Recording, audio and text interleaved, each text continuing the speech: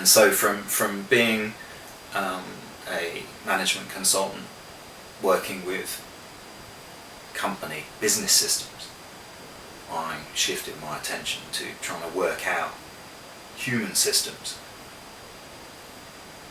And the first thing that I did was to copy what the other people had done and go for an NLP practitioner training with the same person who trained them. And that was my first encounter with NLP. And then I was very keen to get qualified. It was amazing, this technology. So I did my first NLP course, then as soon as I could afterwards I did my second NLP course. I had ideas, so I'm going to be an NLP trainer, blah blah blah. That didn't quite happen straight away.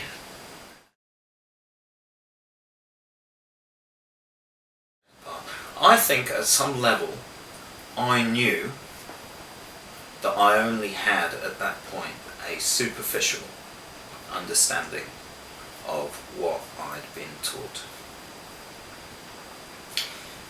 In reflection now, I think that the way NLP is taught gives only a superficial understanding of something else, the way things are. It's great for giving recipes, which when you follow these particular recipes with most people gives a fairly predictable result. You know, that and that's a really good thing. What it doesn't necessarily do is give a knowledge of how different ingredients work together, what different herbs and spices go with what, and an ability to create from scratch a dish that you've never seen the recipe for. And so with after I'd done my practitioner and master practitioner NLP courses, I started seeing clients. And I quite rapidly realised that for all of the brilliance of the recipes that I'd been taught, when you're working with real people, sometimes they don't seem to work. And actually that's where it gets really interesting. And so the next 2, 3, not sure, couple of years or so was about getting really good at the recipes and about trying to work out how these different recipes that the NLP courses had taught me actually fit together in some kind of coherent whole.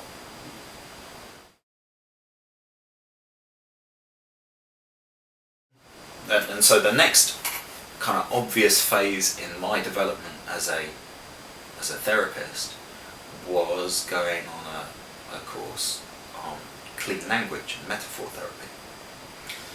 Very, very different approach. With clean language, rather than having a lot of different techniques and choosing which technique to apply to a particular person, situation, whatever, you've got a very reduced tool set of questions that you ask in a particular way that you learn to apply to pretty much any situation, any person. And especially in applying it to any situation or any person, you get used to the idea, shock, horror, that you, the therapist, don't necessarily know exactly what's going on. So you kind of lose a certain amount of control, and that brings up a certain amount of anxiety as a therapist, that you might not actually know exactly what you need to do with this client in order to get the change that they say they want, and that they're paying for you to give them.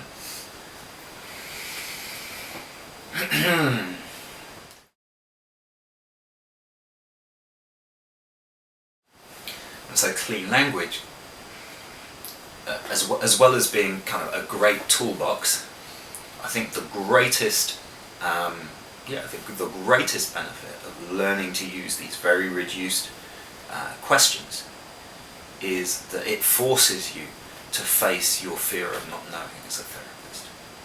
And when I can face my fear of not knowing, then I can congruently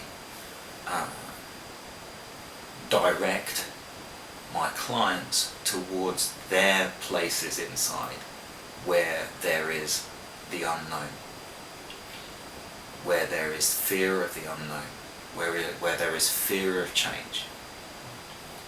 And when we can go to those places, when I know that it's okay to go to that place and then to go beyond it, then I can congruently hold my client in going to that place inside of them, and for them to experience the fear, and that's okay, and for them to go face the fear and go into it and go through it and into the unknown and out the other side into there's no way of knowing. But that's the place where they need to go in order to recover the aspect of them that's lost there. They're lost in the unknown. And then when they reconnect with that, which by the way they're also experiencing being lost in the unknown, so when they reconnect with themselves, that's when they blossom. Yeah, and what was a certain amount of negativity, of knotting, of this nothingness, this unknown place inside,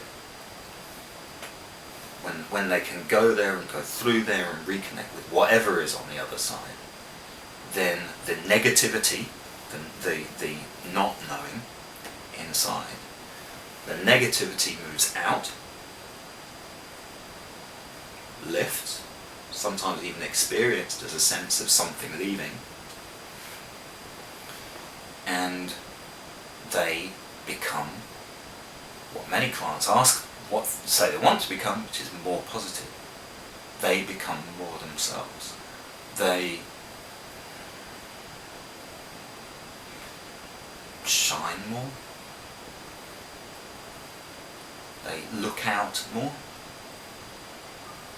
There's more of them to interact with, because less of them is hidden inside. And I guess some of those, not all of that happened on the clean language course in terms of awareness, but the clean language freed me to take this exploratory approach, and then through meeting some therapists like Steve Saunders, Eileen Watkins-Seymour, I started to realise more. I don't profess to understand everything in its entirety just now, but I began to appreciate more of the system in which the NLP techniques work.